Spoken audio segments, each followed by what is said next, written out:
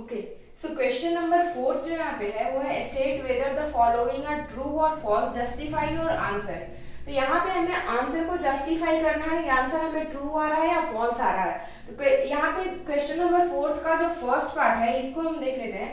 यहाँ पे बोल रहा है sine A plus B is equal to sine A plus sine B.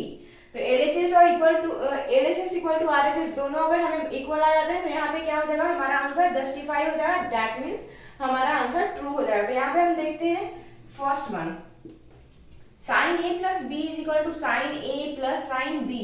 तो साइन को हम यहाँ पे let A is equal to 30 degree and B is equal to 60 degree. A का वैल्यू हमने 30 ले लिया है और बी का वैल्यू हमने 60 लेट कर दिया है। अभी हम देखते हैं क्वेश्चन में पुट करते हैं अकॉर्डिंग टू क्वेश्चन। क्या बोल रहा है हम यहाँ पे साइन ए प्लस बी। तो साइन ए प्लस बी क्या हो जाएगा, sine 30 plus 30 degree plus 60 degree. ये क्या है हमारा एलएचएस है। साइन 30 डिग्री प्लस 60 डिग्री क्या हो जाएगा यहाँ पे, साइन 90 डिग्री। साइन 90 डिग्री का वैल्यू क्या होता है, साइन 90 का वैल्यू होता है 1। उसके बाद हम आरएचएस को लेकर चलेंगे। फ्रॉम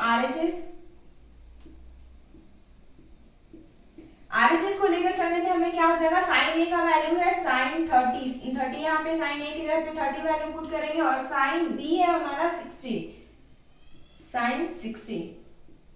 साइन 30 का वैल्यू क्या हो जाता है 1 डिवाइडेड बाई 2 और साइन 60 का होता है √3 डिवाइडेड बाई 2। एलसीएम ले लेंगे, एलसीएम हमारा हो जाएगा 2 1 plus √3 divided by 2। Sine RHS का वैल्यू हमें आ रहा है 1 प्लस √3 डिवाइडेड बाई 2 और एलएचएस का वैल्यू हमें 1 आया है। That means that is LHS is not equal to RHS. LHS is not equal to RHS है तो हमारा आंसर क्या हो जाएगा, हमारा आंसर यहाँ पे हो जाएगा फॉल्स, क्योंकि हमारा जो स्टेटमेंट है ये जस्टिफाई नहीं किया। Like LHS equal to RHS हमारा नहीं आया तो यहाँ पे क्या हो जाएगा, फॉल्स हो जाएगा, क्योंकि हमारा स्टेटमेंट जस्टिफाई नहीं हुआ। अभी हम सेकंड क्वेश्चन देख लेते हैं। The value of sine theta increases as theta increases. Sine theta का वैल्यू कब इंक्रीज होगा, जब थीटा का वैल्यू इंक्रीज हो रहा है तब साइन थीटा का वैल्यू भी इंक्रीज होगा। तो यहाँ हम देख लेते हैं साइन थीटा का वैल्यू क्या होता है।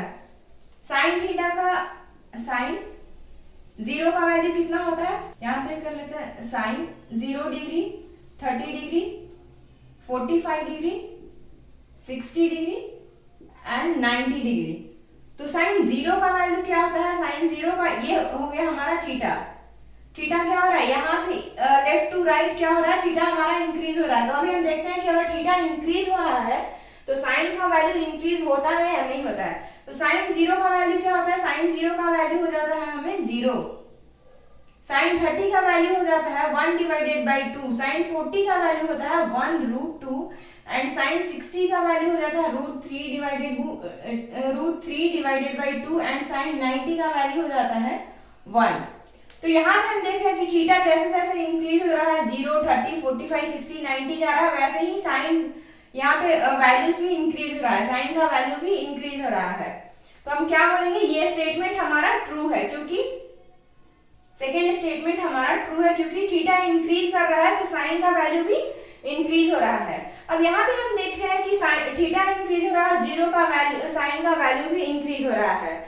बट यहाँ पे ये कंडीशन हमेशा के लिए ट्रू नहीं होता है। ये कंडीशन हमें ट्रू कब होता है, ये कंडीशन हमें सेटिस्फाई तभी करता है जब हमारा थीटा वैल्यू किसके बिटवीन में हो, 0 थीटा 0 से 90 के बीच में अगर हमारा वैल्यू हो, अगर हमारा थीटा का वैल्यू 0 से 90 के बीच में है तब ये स्टेटमेंट सेटिस्फाई करता है।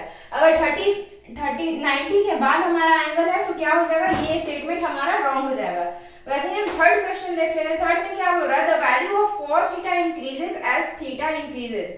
वैल्यू ऑफ cos थीटा क्या हो रहा है, यहाँ भी वही सेम स्टेटमेंट बोल रहा है, थीटा अगर इंक्रीज होगा तो क्या cos थीटा का वैल्यू भी इंक्रीज होगा।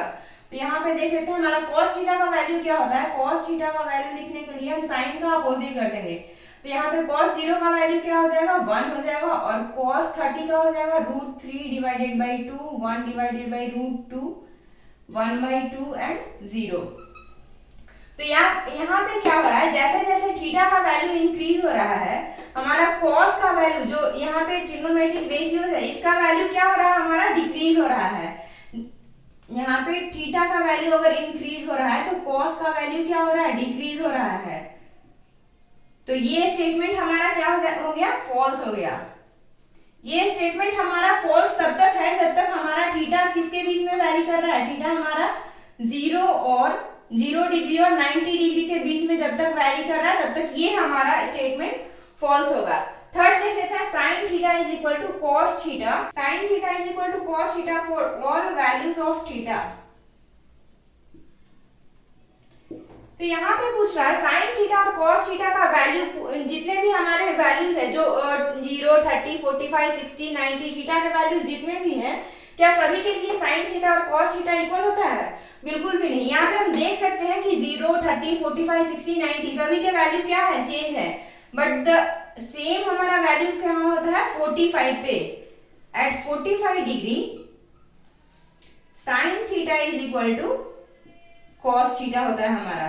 तो यहाँ पे क्या बोल रहा है, sine theta is equal to cos theta for all values of theta. ये सारे वैल्यू को बोल रहा है कि जब हमारे सारे वैल्यूज इक्वल होते हैं sine theta equal to cos theta. तो ये स्टेटमेंट हमारा क्या हो गया, फॉल्स हो गया। ये हमारा स्टेटमेंट जस्टिफाई नहीं कर रहा है।